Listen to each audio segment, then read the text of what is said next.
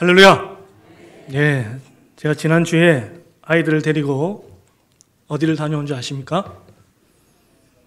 예, 물 좋고 공기 좋은, 하동보다 좀 못하지만 산청에 다녀왔습니다. 예, 산청에 겨울 캠프를 해서 이렇게 다녀왔는데, 제가 그곳에 가서 아이들에게 가장 많이 들은 말이 무엇인지 아십니까? 혹시 아시는 분 있습니까? 은혜 많이 받았다 했을 것 같다. 예, 목사님, 제가 예수님을 만났어요. 이렇게 한 친구는 단 한 명도 없었습니다.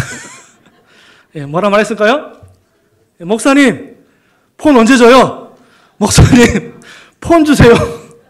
예, 캠프 때 휴대폰을 걷었더니 아이들이 제 얼굴만 보면 폰 달라는 말을 하는 것을 계속해서 들었습니다. 여러분, 이 말을 통해서 우리가 뭘 느낄 수 있습니까? 참 다음 세대를 세운다는 것이 참 힘든 시대를 살아가고 있구나라는 것을 느낄 수 있습니다. 우리 그들을 위해서 또 수고하고 헌신하는 우리 또 부장 선생님들, 간사님, 또 많은 교사들 계십니다. 그들을 위해서 계속해서 기도해 주시고 또 격려해 주시면 우리가 더욱더 힘을 내서 우리 어린 영혼들을, 다음 세대를 세워나갈 줄 믿습니다. 아멘. 우리 속담에 첫 단추를 잘 끼워야 한다는 말이 있습니다. 여러분, 첫 단추를 잘못 끼면 어떻게 될까요? 단추를 깨다 보면 옷을 잘못 입었구나라는 생각이 듭니다. 우리는 기초의 중요성을 이야기할 때 이 첫 단추를 잘 끼워야 한다라고 이야기합니다.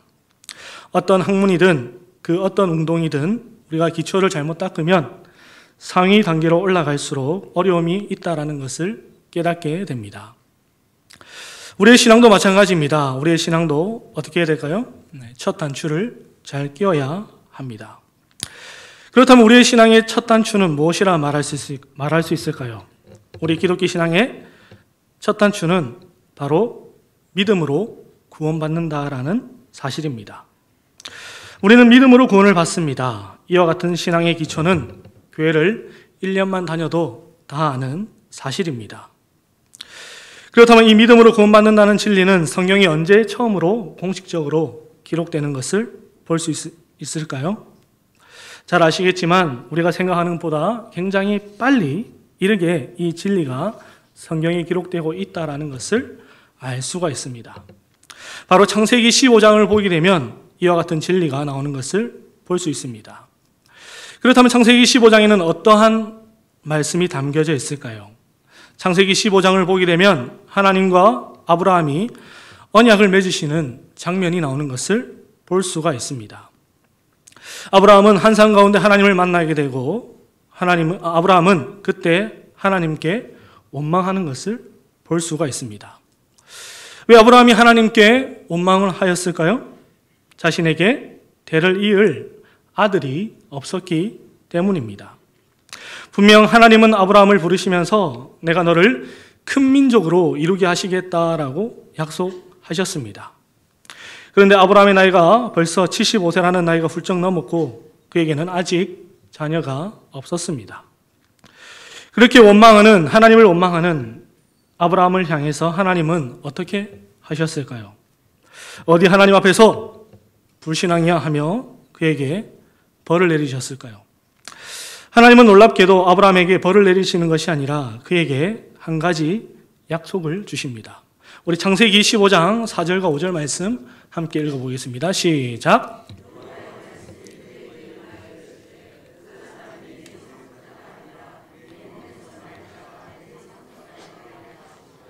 그를 이끌고 밖으로 나가 이르시되 하늘을 우러러 무뼈를 셀 수 있나 보라. 또 그에게 이르시되 내 자손이 이와 같으리라. 아멘.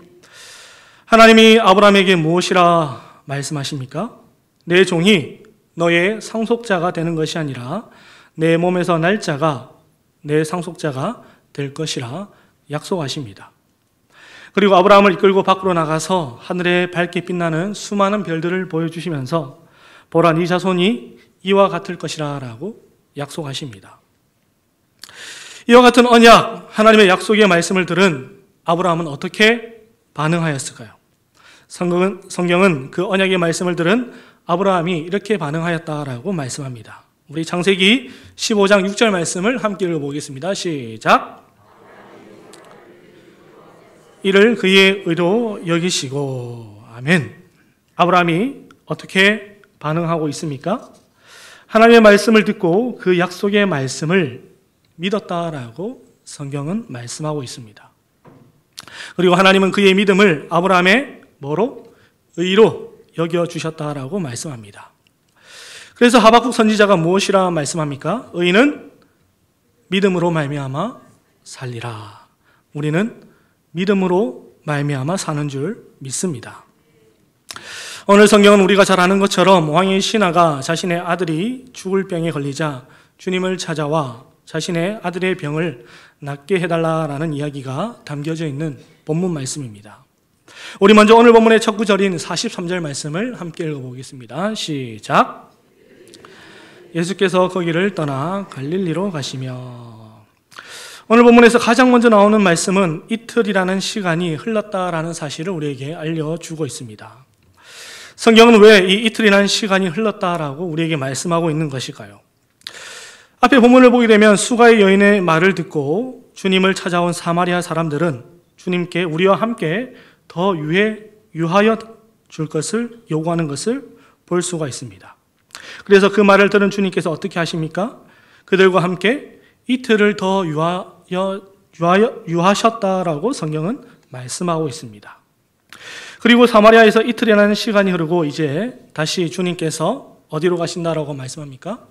갈릴리로 가시겠다라고 하십니다.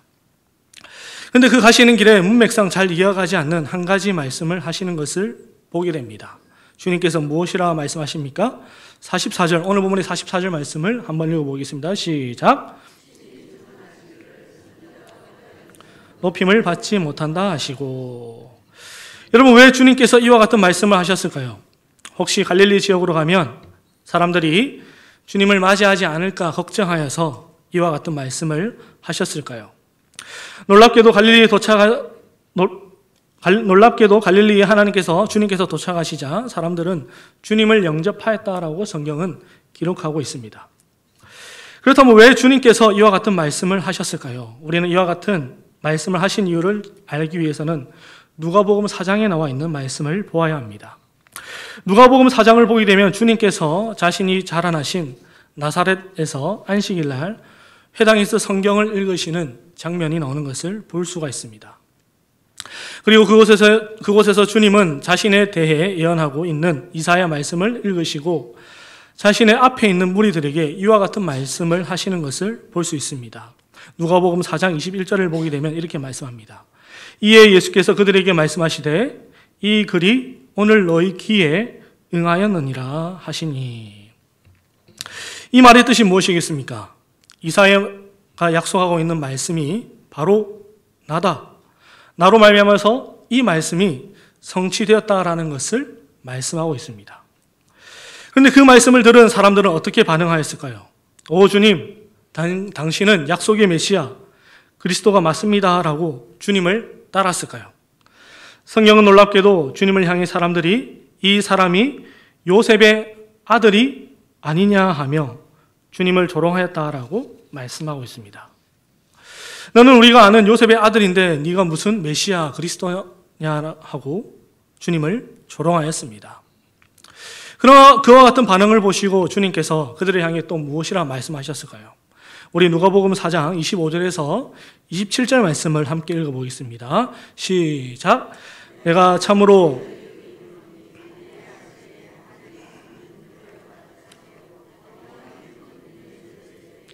이스라엘에 많은 과부가 있었을 때 엘리야가 그중 한 사람에게로 보내심을 받지 않고 오직 시돈 땅에 있는 사렙다의 한 과부에게 뿐이었으며 또 선지자 엘리사 때에 이스라엘에 많은 남의 환자가 있었을 때 그 중에 한 사람도 깨끗함을 얻지 못하고 오직 수리아 사람 나아만 뿐이었느니라. 아멘. 엘리야 시대 때에 3년 6개월 동안 흉년이 들었습니다. 그때 엘리야가 이스라엘의 수많은 과부들을 놔두고 누구에게 갔다라고 말씀합니까? 시돈 땅 사렙다의 과부에게 갔다라고 말씀합니다. 그리고 이스라엘 땅에 수많은 나병 환자가 있었음에도 불구하고 누가 고침을 받았다라고 말씀합니까? 수리아 사람 나만 장군만이 고침을 받았다라고 말씀합니다. 주님께서 이 시돈 땅 사르밧 가부와 나만 장군을 통해서 하시고자 하시는 말씀이 무엇이겠습니까? 바로 복음이 이제 믿지 않는 유대인을 떠나서 이방인들에게로 전파되는 것을 말씀하고 있습니다. 그렇다면 오늘 본문에서 주님이 하신 말씀, 선지자가 고향에서 높임을 받지 못한다라는 이 말씀 또한 무슨 뜻으로 하신 말씀이겠습니까? 바로 이제 복음이 믿지 않는 유대인들을 떠나서 이방인들에게로 전파된다라는 것을 우리에게 말씀해 주고 있습니다. 그렇다면 유대인들을 떠난 복음을 듣게 된 이방인들은 과연 그 복음에 대해서 어떻게 반응을 하게 될까요? 오늘 본문의 45절 말씀을 한번 계속해서 읽어보겠습니다. 시작.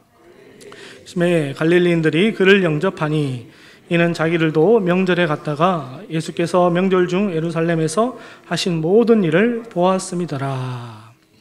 주님이 갈릴리에 도착하셨습니다. 그런데 놀랍게도 갈릴리 사람들이 어떻게 하였습니까? 주님을 영접하였다라고 말씀합니다. 그런데 성경은 이들이 주님을 영접하는 동기에 대해서 지적하는 것을 보게 됩니다. 성경이 무엇이라 지적합니까? 이는 자기들도 명절에 예루살렘에 갔다가 주님께서 행하신 많은 표적을 보았기 때문이라고 말씀합니다. 여러분, 이들의 믿음의 근거가 무엇입니까? 이들의 믿음의 동기가 무엇입니까? 바로 표적, 기적이었다라는 것을 알 수가 있습니다. 여러분, 표적을 구하고 표적을 보고 믿는 믿음이 무엇이 잘못되었냐라고 말할 수 있습니다. 그런데 오늘 본문 48절을 보게 되니까 주님이 무엇이라 말씀합니까? 예수께서 이르시되 너희는 표적과 기사를 보지 못하면 도무지 믿지 아니하리라. 이 말씀의 뜻이 무엇이겠습니까? 갈릴리 사람들의 믿음은 표적이 사라지면 사라질 믿음이라는 것을 말씀하고 있습니다. 우리도 마찬가지입니다. 우리의 신앙이 표적에만 관심이 있다면 우리의 믿음은 어떠한 믿음이라고 말할 수 있겠습니까? 표적이 사라지면 그 믿음 또한 함께 사라지는 신앙이라는 것을 알 수가 있습니다. 그렇다면 우리의 신앙은 어디에 포커스를 맞춰야 한다라고 성경은 말씀할까요? 계속해서 오늘 본문의 46절을 보겠습니다. 우리 46절 말씀 함께 읽어보겠습니다. 시작. 예수께서 다시 갈릴리 가나에 이르시니 전에 물로 포도주를 만드신 곳이라 왕의 신하가 있어 그의 아들이 가버나움에서 병들었더니. 주님이 다시 갈릴리에 있는 가나로 가셨습니다. 그곳은 얼마 전 주님이 물로 포도주를 만드셨던 곳이기도 하였습니다. 그곳에서 누가 주님을 찾아왔습니까? 바로 왕의 신하가 주님을 찾아왔습니다. 여기서 왕은 바로 헤롯 왕 안티파스를 의미하고 있습니다. 헤롯의 왕의 신하였으니 그 또한 이방인이었다라는 사실을 알 수가 있습니다. 그 왕의 신하에게는 한 아들이 있었습니다. 그리고 그 한 아들은 어떻게 되었습니까? 죽을 병에 걸렸다라는 것을 우리가 알 수 있습니다. 이 왕의 신하도 유월절, 즉 예수님께서 행하신 많은 표적의 이야기를 들었던 것 같습니다. 그래서 자신의 아들의 병을 주님께서는 고쳐주실 수 있으리라 그는 생각하였고 그는 주님을 찾았습니다. 그리고 주님께 말합니다. 무엇이라 말합니까? 내려오셔서 내 아들의 병을 고쳐주소서. 그 말을 들은 주님께서 또 무엇이라 말씀합니까? 우리 오늘 본문의 48절 말씀 함께 읽어보겠습니다. 시작. 예수께서 이르시되 너희는 표적과 기사를 보지 못하면 도무지 믿지 아니하리라. 주님은 놀랍게도 그 말을 듣고 책망하시는 것을 보게 됩니다. 누구를 책망하십니까? 너희를 책망하시는 것을 보게 됩니다. 여기서 너희는 누구겠습니까? 바로 왕의 신하를 포함하여서 표적을 구하는 모든 유대인들을 의미하고 있습니다. 주님은 이 왕의 신하를 통해서 유대인들의 그릇된 믿음을 지적하고 계시는 것입니다. 하지만 왕의 신하는 놀랍게도 포기하지 않고 계속해서 주님께 청합니다. 신하가 이르되 주여 내 아이가 죽기 전에 내려오소서. 이 말을 들은 주님은 또 어떻게 반응하셨습니까? 그의 계속된 청에 이기지 못하고 주님이 가버나움으로 내려가셨을까요? 주님은 그의 아들이 있는 가버나움으로 내려가시지 않으셨습니다. 그리고 그에게 단 한마디를 하십니다. 우리 50절 말씀 함께 읽어보겠습니다. 시작. 예수께서 이르시되 가라, 내 아들이 살아있다 하시니 그 사람이 예수께서 하신 말씀을 믿고 가더니. 주님께서 무엇이라 말씀하십니까? 내 아들이 살아있다라고 말씀하십니다. 그러자 그 왕의 신하가 어떻게 반응합니까? 그 사람이 예수께서 하신 말씀을 믿고 갔다라고 성경은 말씀합니다. 앞에서 말씀드린 어떤 사람이 떠오릅니까? 바로 사르밧가브와 나아만 장군이 떠오르는 것을 볼 수가 있습니다. 사르밧가브는 그저 엘리야의 말을 듣고 순종하여 엘리야에게 떡을 대접해 주었습니다. 그러자 어떠한 일을 그가 목도하였습니까? 비가 오지 않는 기간 동안 가루와 기름이 그 집에 떨어지지 않는 표적을 보았습니다. 나아만 장군도 마찬가지였습니다. 엘리사의 말을 듣고 그 말씀에 따라 그의 몸을 7번 요단강에 씻었을 때에 그는 몸이 깨끗게 되는 표적을 볼 수 있었습니다. 왕의 신하는 기어이 주님을 자신이 아들이 있는 가버나움으로 데려가지 않았습니다. 아니 어쩌면 그의 건세를 통해서 그는 주님을 자신의 아들이 있는 곳으로 주님을 데려갈 수 있었습니다. 하지만 그는 그렇게 하지 않았습니다. 그는 그저 주님께서 하신 말씀을 믿고 다시 그의 아들이 있는 가버나움으로 내려갔다라고 성경은 말씀합니다. 우리에게도 이와 같은 믿음이 있기를 소망합니다. 표적과 기사만을 쫓는 믿음이 아니라 하나님의 약속의 말씀을 먼저 붙잡는 믿음이 있기를 소망합니다. 그러자 성경은 어떠한 일이 벌어졌다라고 오늘 성경이 말씀합니까? 우리 오늘 본문에 51절과 52절 말씀을 함께 읽겠습니다. 시작. 그 종들이 오다가 만나서 아이가 살아있다 하거늘 그 낳기 시작한 때를 물은즉 어제 7시에 열기가 떨어졌나이다 하는지라. 아멘. 내려가는 길에 그 신하는 누구를 만나게 됩니까? 자신의 종들을 만나게 됩니다. 그리고 그 종들이 무엇이라 말합니까? 아이가 살아있다라고 말합니다. 그러자 그 신하가 묻습니다. 무엇이라고 묻습니까? 그 아이가 낳기 시작한 때가 언제인지를 묻습니다. 그러자 종들은 어제 7시에 열기가 떨어졌다라고 이야기합니다. 여러분, 왜 왕의 신하는 자신의 아들이 낳게 된 그 시각을 물었던 것일까요? 우리는 이 질문을 통해서 그의 믿음의 중심에 무엇이 있는지 다시 한 번 더 확인할 수 있습니다. 그의 믿음의 중심에는 무엇이 있다라고 말할 수 있습니까? 바로 하나님의 약속의 말씀이 그 믿음의 중심에 있다라는 것을 알 수가 있습니다. 그리고 성경은 이 사건의 결말에 대해서 오늘 본문에 이렇게 말씀합니다. 우리 오늘 본문의 53절 말씀 함께 읽어보겠습니다. 시작. 그의 아버지가 예수께서 내 아들이 살아있다 말씀하신 그때인 줄 알고 자기와 그 온 집안이 다 믿으니라. 아멘. 그의 아버지가 예수께서 내 아들이 살아있다 말씀하신 그때인 줄 알고 어떻게 되었다라고 말씀합니까? 자기와 그 온 집안이 믿으니라. 자기와 그 온 집안이 다 믿으니라. 저는 이 장면을 통해서 로마서 1장 17절 말씀이 떠올랐습니다. 우리 로마서 1장 17절 말씀을 한번 읽어보겠습니다. 시작. 믿음으로 믿음에 이르게 하나니 기록된 바 오직 의인은 믿음으로 말미암아 살리라 함과 같으니라. 아멘. 복음에는 하나님의 의가 나타납니다.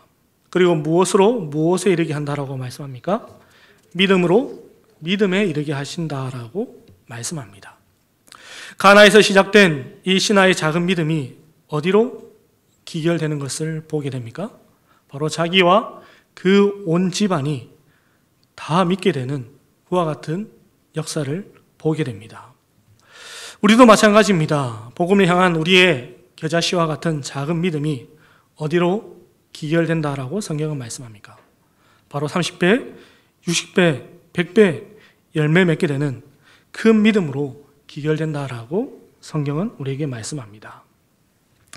말씀을 맺겠습니다. 오늘 본문의 마지막 구절에서 이렇게 말씀을 합니다. 이것은 예수께서 유대에서 갈릴리로 오신 후에 행하신 두 번째 표적이니라. 오늘 본문은 주님의 두 번째 표적을 담고 있는 말씀입니다. 그렇다면 첫 번째 표적은 무엇이었습니까? 우리가 잘 아는 것처럼 가나의 혼인잔치에서 물을 포도주로 바꾸신 표적이었습니다. 이 두 표적 간에는 큰 차이가 한 가지 있다는 것을 보게 됩니다. 어떤 차이가 있을까요? 그것은 바로 거리에 있습니다. 첫 번째 표적은 주님께 가까이 있던 자들이 보았던 표적이었습니다. 그리고 두 번째 표적은 바로 주님과 멀리 떨어져 있던 사람들이 보았던 표적이었습니다. 20세기 명설교가로 꼽히는 아더 핑크 목사님은 이를 두고 이 본문에 대해서 이렇게 강의하는 것을 볼 수가 있습니다. 말씀을 수단으로 하여 멀리에서부터 전해지는 이 생명이 바로 오늘날의 우리를 위한 메시지이다. 만일 그리스도께서 그의 입에서 나온 말씀으로 상당한 거리에 떨어져 있는 이 죽어가는 소년을 낫게 하실 수 있었다면 오늘날 비록 하늘에 계실지라도 그의 말씀으로 영생을 우리에게 주실 수 있을 것이다. 거리는 그에게 있어 장벽이 되지 못한다.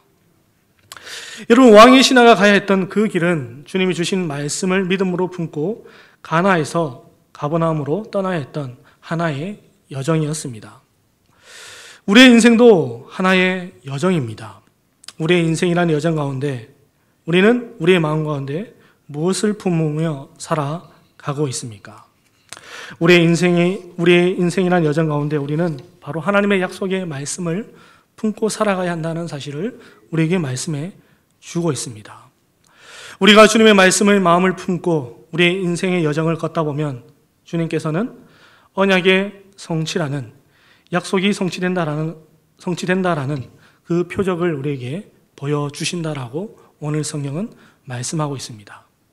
그 믿음으로 이번 한 주간도 그리고 우리의 삶도 승리의 삶을 살아내시는 끝까지의 신앙의 경주를 이기시는 우리 모든 성도님 되시기를 주님의 이름으로 축복합니다. 기도하시겠습니다.